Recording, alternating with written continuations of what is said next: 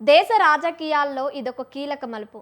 దశాబ్దాల కాలంగా కోట్లాది మంది భారత నారీమణులు ఆశగా ఎదురు చూసిన మహిళా రిజర్వేషన్ బిల్లు పార్లమెంటు గడప దాటలేకపోయింది. సంఖ్యాబలం ఉన్నా సాంకేతిక మెజార్టీ దక్కకపోవడంతో 131వ రాజ్యాంగ సవరణ బిల్లు వీగిపోయింది. దీనిపై ఎన్డీఏ కూటమి తీవ్ర ఆగ్రహం వ్యక్తం చేసింది. మహిళా సాధికారతను విపక్షాలు వెన్నుపోటు పొడిచాయని ఆరోపిస్తూ దేశవ్యాప్త ఆందోళనకు ఎన్డీఏ పిలుపునిచ్చింది. అసలు లోక్సభలో ఏం జరిగింది? విపక్షాల వ్యూహం వల్లే బిల్లు వీగిపోయిందా లేక ప్రభుత్వ వైఫల్యమా? అయితే దీనిపై భిన్న స్వరాలు వినిపిస్తున్నాయి. కేంద్రంలో అధికారంలో ఉన్న పార్టీ ఆగ్రహంతో ఉంటే విపక్ష పార్టీలు మాత్రం ఆనందంలో ఉన్నాయి. మహిళా బిల్లు వీగిపోవడంపై ఆంధ్రప్రదేశ్ రాష్ట్రంలో ఎలాంటి పరిస్థితులు ఉన్నాయో ఇప్పుడు తెలుసుకుందాం.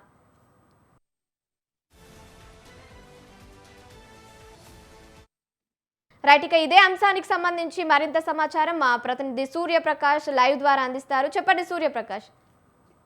కవ్య, గుడ్ మార్నింగ్. ఈ రోజు ఏదైతే కేంద్ర ప్రభుత్వం ఏదైతే నిన్న పూర్తి స్థాయిలో ఒక రాజ్యాంగ సవరణ చట్టాన్ని తీసుకొచ్చి 2 బిల్లులను అయితే ప్రవేశపెట్టడానికి అయితే కీలకమైన బిల్లులు ప్రవేశపెట్టడానికి అన్ని ఏర్పాట్లను చేసి దాదాపు ఓటింగ్ ప్రక్రియ కూడా పూర్తిగా వాళ్ళు ఓటింగ్ బిల్ ఏదైతే ఉందో ఒక్కసారిగా ఓటమి చూడటంతో కేంద్ర ప్రభుత్వం ఎన్డీఏ కూటమి ప్రభుత్వం మొత్తం కూడా ఒక్కసారిగా దిగాలు పడిపోయిందని అయితే చెప్పుకోవచ్చు. ఏదైతే విపక్షాల పార్టీ మొత్తం కూడా విపక్ష పార్టీలని కూడా ఏకతాటిపైకి రావడంతో వాళ్ళంతా కూడా సంబరాలు జరుపుకుంటున్న పరిస్థితి కనిపిస్తుంది. కానీ ఇదంతా ఒకటైతే అసలు మహిళా బిల్లుల కోసం 3 దశాబ్దాలుగా అంటే 32 సంవత్సరాల పైచులుకుగా అయితే పూర్తిగా ఎదురు చూస్తున్న పరిస్థితిలో ఇటువంటి ఏదైతే ప్రవేశపెట్టాలనుకున్న మహిళా బిల్లు 33% రిజర్వేషన్ కాస్త నిన్న ఆ బిల్లు కూడా పూర్తి స్థాయిలో నిలిచిపోవడంతో దాదాపు మహిళా లోకంతో పాటు ఎవరైతే ఈ బిల్లును ప్రవేశపెట్టాలనుకున్నారో వారంతా కూడా ఆవేదన వ్యక్తం చేసిన పరిస్థితి కనిపిస్తుంది. ఏదైతే మెజార్టీ స్థానాలు అయితే వాళ్ళకైతే ఉన్నా కూడాను దానికి సంబంధించి సాంకేతికంగా ఒక మెజార్టీ అయితే ఉంది. అంటే 2/3 ఎవరైతే హాల్లో ఎంతమంది అయితే పాల్గొంటారో సభలో ఆ సమయంలో దాదాపు వాళ్ళంతా కూడా 2/3 అయితే రావాల్సిన అవసరం ఉంటుంది. కానీ దానికి పూర్తి భిన్నంగా అయితే 278 స్థానాలు 278 మంత్రులు అయితే దీనికి యాక్సెప్ట్ చేశారని చెప్పేసి ఎంపీసీ అయితే యాక్సెప్ట్ చేశారు. రిజిస్ట్ చేసే వాళ్ళు కూడా అంతే విధంగా అయితే ఉండడంతో 2 విధాలుగా కూడా ఎవరు కూడా పొంతం లేకపోయారు. 30 మంది దాదాపు ఉంటే 30 మంది దీంట్లో ఉంటే తక్షణమే ఈ బిల్ అనేది పాస్ అయ్యేది. కానీ 30 మంది లేకపోవడం విపక్ష పార్టీలంతా కూడా ఏకతాటిపైకి రావడంతో రాహుల్ గాంధీ అయితే దీనిపైన పూర్తిగా ఒక స్థాయిని తీసుకొచ్చారు, ఒక స్టాండ్ ని తీసుకొచ్చారని చెప్పేసి చెప్పచ్చు. కానీ ఈ కాంగ్రెస్ ప్రభుత్వం అదే కాంగ్రెస్ లో ఉన్న వాళ్ళంతా కూడా ఏం తెలియజేస్తున్నారంటే ఇది అసలు మహిళా బిల్లుకి అయితే మేము 2023లో ఏదైతే మహిళా బిల్లును ప్రవేశపెట్టారో ఆ బిల్లుకి మేము ఎక్కడ కూడా అడ్డు చెప్పే పరిస్థితి లేదు. దానికి మహిళా బిల్లుకి మహిళా రిజర్వేషన్ కి అయితే మేము ఎప్పుడు కూడా ముందే ఉన్నాము, దానిపైన మేము పెట్టట్లేదు. కానీ రాజ్యాంగ సవరణ చేస్తూ కూడా ఈ డిలిమిటేషన్ కి సంబంధించి ఏదైతే చట్టాన్ని చేస్తున్నారో అది అంతా కూడా దక్షిణాది రాష్ట్రాలకి ఈ యొక్క ప్రభావం అత్యధికంగా ఉండడంతో దీన్ని మేము పూర్తిగా ఖండిస్తున్నామని చెప్పేసి, అలానే ఈశాన్య రాష్ట్రాలు ఏవైతే ఉన్నాయో భారతదేశంలో వాటినైతే ఖండిస్తున్నామని చెప్పేసి రాహుల్ గాంధీ నిన్న పార్లమెంట్ సెక్షన్స్ లో కూడా అతను ప్రసంగించిన పరిస్థితి ఉంది. అయితే ఈ మొత్తం ఘట్టాన్ని కూడా ఆంధ్రప్రదేశ్ వైపు తీసుకొస్తే ఆంధ్రప్రదేశ్ రాష్ట్రంలో 3 పార్టీలు కూడా ఏవైతే పార్టీలు కూటమి ప్రభుత్వంతో పాటు అవతల వైసీపీ ప్రతిపక్షంగా ఉన్న వైసీపీ సైతం కూడా ఈ బిల్లుకు మద్దతు ఇవ్వడాన్ని అయితే రాజ్యాంగ సవరణ 137కి అయితే రాజ్యాంగ సవరణకు వీళ్ళు ముగ్గురు కూడా ఆమోదాన్ని పంచిన పరిస్థితి కనిపించింది. బీజేపీ సెక్షన్స్ ఆటోమేటిక్ గా బీజేపీ స్టాండ్ తీసుకుంటుంది. అదే ఎన్డీఏ కూటమి ప్రభుత్వంలో ఉన్న తెలుగుదేశంతో పాటు జనసేన కూడా ఈ ముగ్గురు కూడా ఒక కూటమిలో ఉన్న పరిస్థితుల్లో వాళ్ళు ప్రస్తుతం ఎలా అయినా సరే వాళ్ళకి మద్దతు పలికిన పరిస్థితి. అలానే వైసీపీ ప్రజెంట్ అపోజిషన్ లో ఉన్నా కూడా వాళ్ళు కూడా ఈ యొక్క మహిళా రిజర్వేషన్ తో పాటు డీలిమిటేషన్ కూడా వీళ్ళు వత్తాసు పలికిన పరిస్థితి ఉంది. కానీ పూర్తిగా బిల్లు వీగిపోవడంతో గత రాత్రి సీఎం చంద్రబాబు నాయుడు మాజీ సీఎం జగన్మోహన్ రెడ్డి ఇద్దరు సైతం కూడా దీనిపైన కాంగ్రెస్ పైన అయితే దుయ్యెత్తిన పరిస్థితి ఉంది. ఎందుకంటే మహిళా రిజర్వేషన్ కోసం 33% రిజర్వేషన్ కోసం 32 సంవత్సరాలు వేచి చూసిన పరిస్థితి ఉంది. అంటే మరో సంవత్సరం అయితే 33% కోసం 33 సంవత్సరాలు వేచి చూడాలనే చెల్లుతులు కూడా ఇప్పుడు ప్రస్తుతం అయితే ఈ యొక్క ప్రభుత్వంలో ఉన్న వాళ్ళు ఎవరైతే ఉన్నారో వాళ్ళు దీనికి మద్దతు ఇచ్చి పలికే వాళ్ళు కూడా పలుకుతున్న పరిస్థితి ఉంది. దీని ప్రభావం మొత్తం కూడా ఆంధ్రప్రదేశ్ రాష్ట్రంలో ఈ రోజు ఎన్డీఏ పక్షం ఎవరైతే ఉన్నారో వాళ్ళంతా కూడా నిరసన కార్యక్రమాలు చేపట్టడానికి పరిసర ప్రాంతాల్లో జిల్లా హెడ్ క్వార్టర్స్ కానీ మండల హెడ్ క్వార్టర్స్ కానీ నియోజకవర్గ హెడ్ క్వార్టర్స్ లో పూర్తిగా నిరసన కార్యక్రమాలు అయితే వ్యక్తం చేస్తున్నారని మహిళా సంఘ నేతలంతా కూడా ఏకమవ్వాల్సిన అవసరం ఉందనే విషయాన్ని కాంగ్రెస్ పైన ధ్వజమెత్తి కాంగ్రెస్ కు చరమగీతం పాడాలని కూడా ఎన్డీఏ కూటమి నాయకులు ఇక్కడ ప్రస్తుతం అయితే విశాఖ నగరంతో పాటు ఆంధ్రప్రదేశ్ మొత్తం అంతటా కూడా ఈ విధంగా అయితే పావులు కలుపుతున్న పరిస్థితి ఉంది. దీంతో పాటు ఆంధ్రప్రదేశ్ భవిష్యత్వాన్ని మార్చే ఏదైతే స్థానాలు ఉన్నాయో డీలిమిటేషన్ పెరిగిన తర్వాత 50% పెరిగేటప్పుడు అది 200 పైచులకైతే ఈ యొక్క స్థానాలు ఏవైతే అవుతాయో ఆ స్థానాలతో మార్చే ఎంతో మంది రాజకీయంగా కూడా ఎవరైతే బి గ్రేడ్ లో సెకండ్ లిస్ట్ లో ఉన్నారో వాళ్ళంతా కూడా స్థానాలు సంపాదించి ఎమ్మెల్యే కేటగిరీస్ లోకి వెళ్ళే అవకాశం ఉంటుందని ఎంతో మంది ఆశావాహులు అయితే ఆంధ్రప్రదేశ్ లో ఎదురు చూసిన పరిస్థితి ఉంది. కానీ దానికి కూడా చిల్లు నిన్న జరిగిన ఈ యొక్క బిల్లు కారణంగా అయితే చిల్లు పడిందని అయితే చెప్పుకోవచ్చు. దీని కారణంగా ఆంధ్రప్రదేశ్ రాజకీయాల్లో పూర్తిగా ఒక మార్పు అయితే మొత్తం అంతా కూడా చర్చనీయాంశంగా అయితే మారింది. ఈ యొక్క బిల్లు వీగిపోవడంతో కూటమిలో ఉన్న తెలుగుదేశం, జనసేన, బీజేపీతో పాటు వైసీపీ సైతం కూడా దీనిపైన కాస్త అసహనాన్ని వ్యక్తం చేస్తుంది. కాంగ్రెస్ నిన్న తీసుకున్న ఆ స్టాండ్ వల్ల మేము తీవ్రంగా ఇబ్బందులు ఎదుర్కొంటున్నామని చెప్పేసి ఏదైతే ఈ స్టాండ్ తీసుకోవడంలో మహిళా లోకానికి కాంగ్రెస్ తీరని అన్యాయం చేసిందని చెప్పేసి అయితే వీళ్ళు ఆరోపిస్తున్న పరిస్థితి ఉంది. కానీ కాంగ్రెస్ కు సంబంధించి వైఎస్ షర్మిల సైతం కూడా ప్రజాస్వామ్యమే గెలిచింది, ప్రియాంక గాంధీ ఏ విధమైన ప్రసంగాన్ని ఇచ్చారో ట్విట్టర్ ద్వారా కావచ్చు, అలానే అక్కడ పార్లమెంట్ సెక్షన్స్ లో ఏవైతే ప్రసంగం ఇచ్చారో ప్రజాస్వామ్యం గెలిచింది, అదే విధంగా వైఎస్ షర్మిల సైతం కూడా అదే విధంగా ఇక్కడ ప్రజాస్వామ్యం గెలిచింది, అరాచకపు పాలన అలానే అనైతికంగా ఏవైతే పొత్తుని వైసీపీ కూడా కొనసాగించడంతో వైసీపీ బీజేపీ తొత్తుగా వీళ్ళంతా మారుతున్నారని, బీజేపీ ఆడిన ఆటలో దక్షిణాది రాష్ట్రానికి జరిగిన అన్యాయాన్ని సైతం కూడా వీళ్ళు ప్రశ్నించకుండా వీళ్ళ స్వలాభాల కోసమే వీళ్ళు పాల్పడుతున్నారని షర్మిల సైతం కూడా ఆరోపణలు డ్యూట్గానే సమాధానం ఇస్తున్న పరిస్థితి కనిపిస్తుంది. Thank you Suryaprakash, thank you for the updates.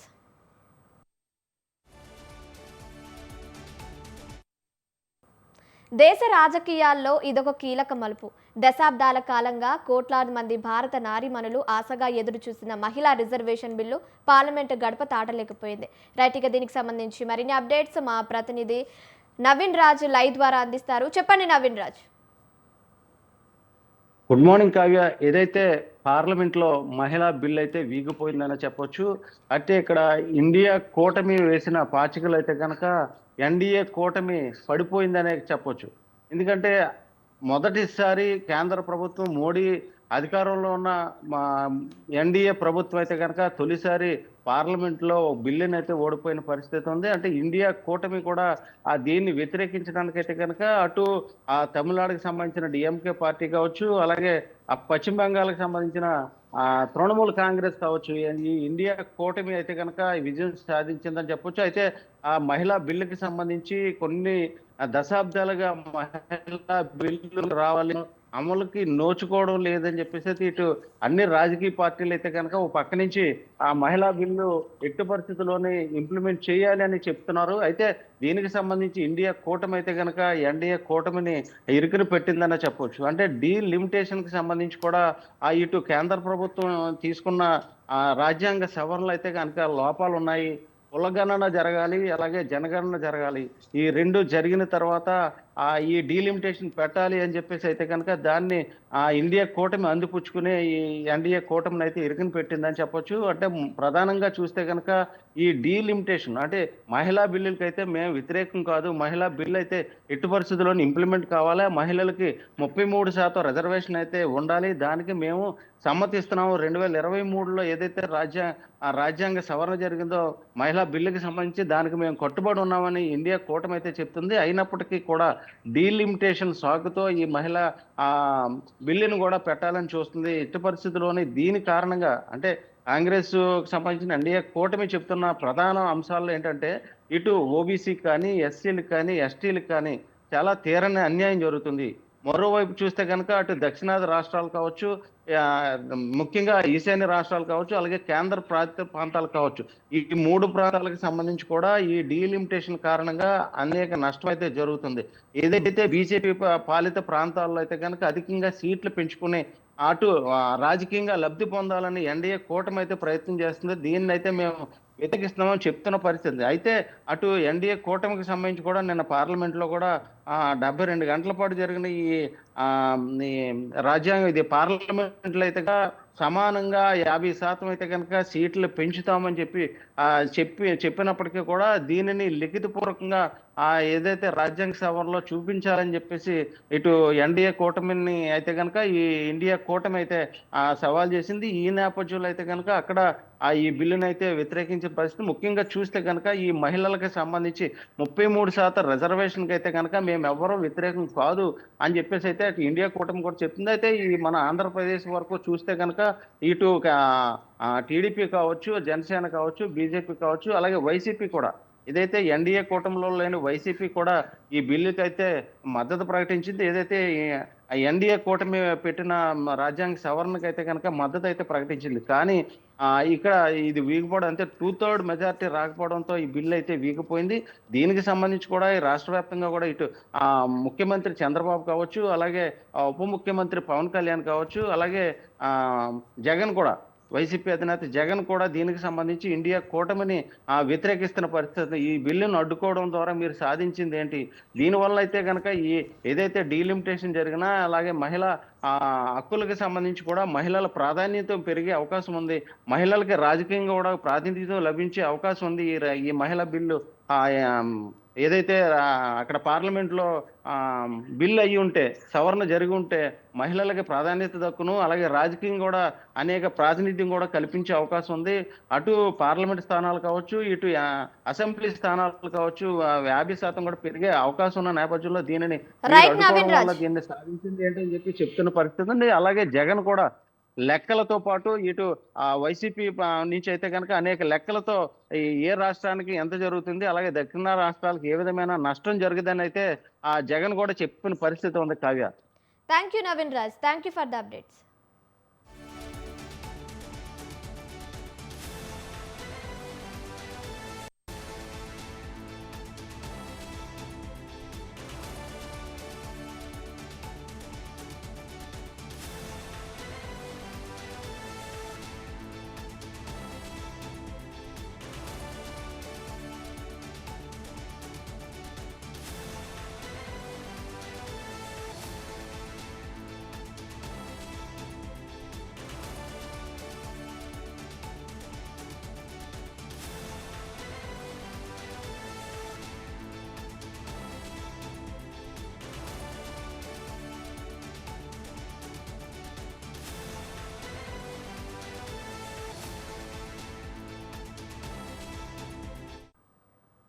Right, ఇక ఇదే అంశానికి సంబంధించి మరిన్ని అప్డేట్స్ ఇవ్వడానికి కడప నుంచి మా ప్రతినిధి సుబ్బారెడ్డి రెడీగా ఉన్నారు. సుబ్బారెడ్డి, చెప్పండి. కావ్య, ఏదైతే నిన్న భారతదేశం అంతా కూడా ఎంతో ఉత్కంఠంగా ఎదురు చూసినటువంటి ఏదైతే పార్లమెంటులో జరిగేటటువంటి రాజ్యాంగ సవరణ బిల్లుకు సంబంధించి ఆ ఉత్కంఠకు తెరపడింది అని చెప్పుకోవచ్చు. ఎందుకంటే నిన్న ఏదైతే పార్లమెంటులో కేంద్రంలో ఉండేటువంటి ఎన్డీఏ ప్రభుత్వం రాజ్యాంగ సవరణ బిల్లుకు సంబంధించి 131 సవరణకు సంబంధించి పెట్టిన బిల్లు అనేటువంటిది వీగిపోయిందని చెప్పుకోవచ్చు.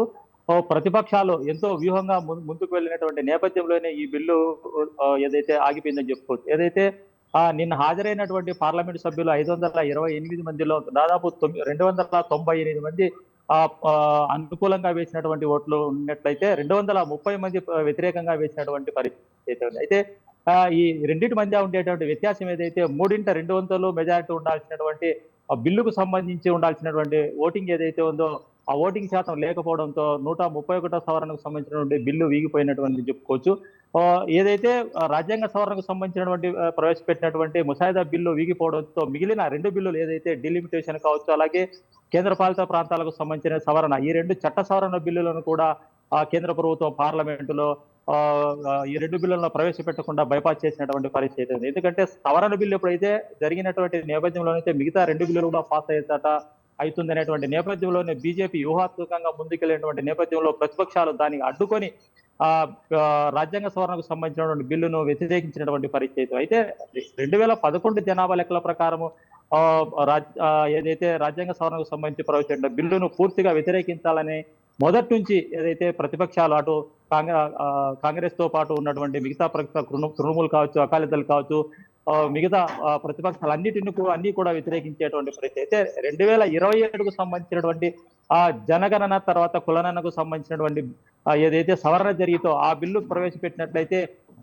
అప్పుడు పరిస్థితిని బట్టి మేము నిర్ణయం తీసుకునేటువంటి పరిస్థితి ఉంటుంది. కానీ 2011కు సంబంధించినటువంటి సవరణకు సంబంధించి మేము ఎలాగా ఎప్పుడు కూడా దాన్ని సమర్థించేటువంటి పరిస్థితి లేదనేటువంటిది ఖరాఖండిగా చెప్పినటువంటి పరిస్థితి. అయితే ఏదైతే పార్లమెంట్ లో ప్రవేశపెట్టినటువంటి సవరణ బిల్లు వీగిపోయినటువంటి నేపథ్యంలో అటు కూటమి ప్రభుత్వం ఏదైతే కేంద్రంలో ఉన్నటువంటి ఎన్డీఏ ప్రభుత్వము సమస్యల్లో పడిందని చెప్పుకోవచ్చు. ఎందుకంటే ఈ బిల్లు ఈ రెండు త్వరలో జరిగేటటువంటి తమిళనాడు అలాగే పశ్చిమ బెంగాల్లో జరిగేటటువంటి ఎన్నికల నేపథ్యంలో ఈ బిల్లును తీసుకొచ్చి అక్కడ లబ్ధి పొందాలనేటువంటి నేపథ్యంలోనే ఈ బిల్లు తీసుకొచ్చింది అనేటువంటిది ప్రతిపక్షాలు విమర్శించేటువంటి పరిస్థితి. అయితే ఎన్నికల తర్వాత ఈ బిల్లును ప్రవేశపెట్టినటువంటి నేపథ్యంలో కొంతవరకైనా ప్రతిపక్షాలు సమర్థించేటువంటి పరిస్థితి అక్కడ కనిపించేది. అయితే ఏదేమైనా కూడా ఏదైతే రాజ్యాంగ సవరణకు సంబంధించిన బిల్లు వీగిపోయినటువంటి నేపథ్యంలో అటు మిత్రపక్షాలు ఏవైతే ఎన్డీఏకి సంబంధించినటువంటి ఎంపీలు కూడా కొన్ని విమర్శలు చేసినటువంటి పరిస్థితి ఉంది. అనవసరంగా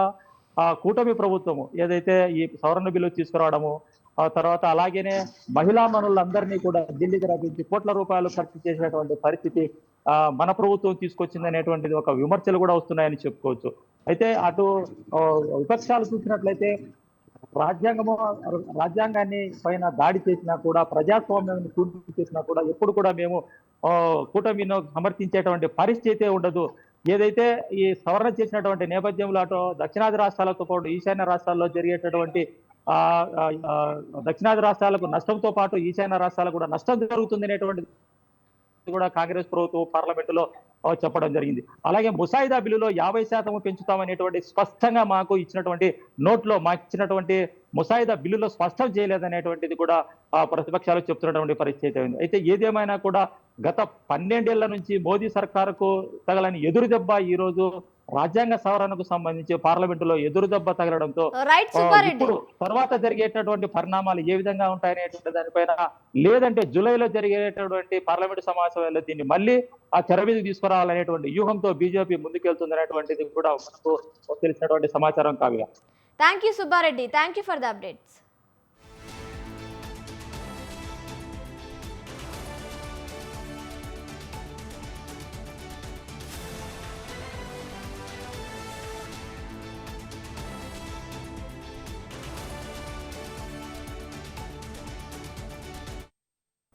రైట్, ఇక మహిళా బిల్లుకు సంబంధించి మరిన్ని అప్డేట్స్ ఇవ్వడానికి శ్రీకాకుళం నుంచి మా ప్రతినిధి రాంబాబు లైవ్ ద్వారా సిద్ధంగా ఉన్నారు. చెప్పండి రాంబాబు. Good morning. ఏదైతే నిన్న లోక్సభలో ప్రవేశపెట్టినటువంటి బిల్లు ఏదైతే ఉందో మహిళలకు సంబంధించి ఏదైతే మహిళలకు 33% రిజర్వేషన్ కల్పించాలనే సదుద్దేశంతో అయితే కేంద్ర ప్రభుత్వం ప్రవేశపెట్టినటువంటి బిల్లు ఏదైతే వీగిపోయిందో దీనికి సంబంధించినటువంటి వెనుకున్నటువంటి వివరాల విషయాన్ని వెళ్ళినట్టయితే మాత్రం ఏదైతే ఈ నిన్న జరిగిన లోక్సభలో ఏదైతే 2 బిల్లులు పెట్టారో, ఒకటి 106, 2 131 షట్ సవరణలు అయితే మాత్రం చేసేందుకైతే ఈ బిల్లులు ప్రవేశపెట్టారు. ఈ బిల్లులో ఉన్నటువంటి ఏదైతే మహిళా రిజర్వేషన్ సంబంధించి ఏదైతే 33% రిజర్వేషన్ కల్పించాలన్న కేంద్ర ప్రభుత్వం నిర్ణయానికి అదేవిధంగా విపక్షాలు వ్యతిరేకించాయనే వాదన అయితే మాత్రం ఇప్పుడు మన ఆంధ్రప్రదేశ్తో పాటు యావత్ అన్ని రాష్ట్రాల్లో కూడా దీని ప్రసారం జరుగుతున్న నేపథ్యం అంత ఎందుకు వీళ్ళు వ్యతిరేకించారో అసలు దీని కారణం ఏంటనే విషయానికి వచ్చినట్టు చూసుకున్నట్లయితే ఏదైతే మహిళా బిల్లును వ్యతిరేకించేందుకైతే మేము లేవు, కానీ మహిళా బిల్లులో ఏదైతే ప్రవేశపెట్టినటువంటి విధానం మాకు నచ్చలేదు. అదే గతంలో 2023లో ఈ మహిళా బిల్లు ఆమోదం పొందింది, అమలులోకి ఇప్పుడు రావాల్సి ఉంది. అంటే ఎందుకు అమల్లోకి రావాలి, అసలు దీంట్లో అమల్లోకి వచ్చేందుకు మేము అడ్డుకునేందుకు ఒక మతలబు ఉంది. అది కేంద్ర ప్రభుత్వం చాప కింద నీరులో అయితే దాన్ని ప్రవేశించాలి అన్నటువంటి నిర్ణయాన్ని అయితే మేము విపక్షాలుగా మేము వ్యతిరేకించాము. దీన్ని ఈ బిల్లును ఓడిపోయే విధంగా అయితే మేము ఓటింగ్ చేశామనేది మన విపక్షాలు చెప్తున్న పరిస్థితి కనిపిస్తుంది. ఏదైతే ఎందుకే ఈ బిల్లు వీగిందనే విషయాన్ని చూసుకున్నట్లయితే ఏదైతే అక్కడ ఉన్న మహిళా బిల్లుకు సంబంధించి గతంలో ఆమోదం పొందినప్పటికీ కూడా అమలులోకి 2026-27 సెన్సస్ ప్రకారం అది అమలు చేయాలని అప్పుడు ఆమోదం పొందింది. ఇప్పుడు దాని ఆ విధంగా ఈ మహిళా బిల్లును అమలు చేయకుండా ఏదైతే గత 2011లో ఉన్నటువంటి జనాభా లెక్కల ప్రాతిపదికన అయితే మాత్రం ఈ రిజర్వేషన్ అమలు చేస్తామని అయితే కేంద్ర ప్రభుత్వం కరాఖండిగా చెప్పడంతో అయితే మాత్రం విపక్షాలు దీన్ని వ్యతిరేకించాయని చెప్పాలి. ఈ నేపథ్యంలో ఏదైతే దక్షిణాది రాష్ట్రాలు అదేవిధంగా నార్త్ ఇండియా ఉన్నటువంటి భాగం చూసుకున్నట్లయితే ఎప్పుడు ఏదైతే ఈ జనాభా నిష్పత్తిలో చూసుకున్నట్లయితే మాత్రం దక్షిణాది రాష్ట్రాలు తక్కువగా ఉంటాయి. దీనికి సంబంధించి అప్పట్లో ఉన్నటువంటి 1991లో తీసుకొచ్చినటువంటి ఏదైతే కుటుంబ నియంత్రణ ఉందో దీనికి సంబంధించి దాన్ని అమలు చేయడంలో దక్షిణాది రాష్ట్రాలు చాలా దిగ్విజయంగా అమలు చేసి దానికి సంబంధించి ఏదైతే ఉత్తరాంధ్ర రాష్ట్రాలు అమలు చేయకపోవడంతో అక్కడ జనాభా నిష్పత్తి పెరిగింది.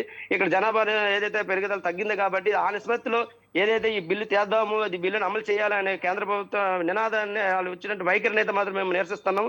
ఎప్పటికీ కూడా ఏదైతే 33% రిజర్వేషన్ ఈ మహిళలకు ఇవ్వాలనే నినాదానికి మేము కట్టుబడి ఉన్నాము.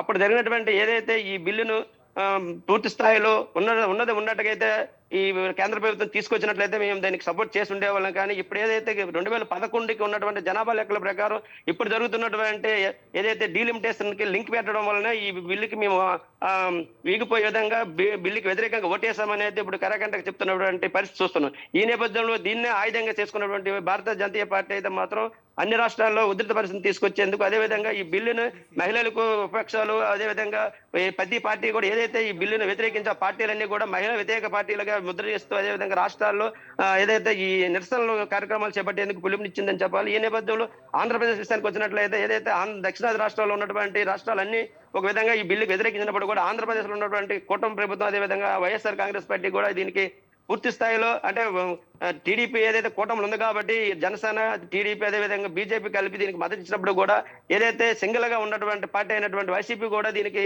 ఇంటర్నల్ గా అయితే మాత్రం సపోర్ట్ చేస్తున్నట్టు తెలుస్తుంది. ఈ నేపథ్యంలో పూర్తి స్థాయిలో ఈ మూకమ్మడికి పార్టీలన్నీ కలిసి కాంగ్రెస్ ని నిర్దోషిగా అదేవిధంగా నిందిస్తూ ఆ పార్టీ పైనటువంటి ఒత్తిడి తెస్తున్నారు. ఈ నేపథ్యంలో ఏదైతే ప్రజల్లో ఉన్నటువంటి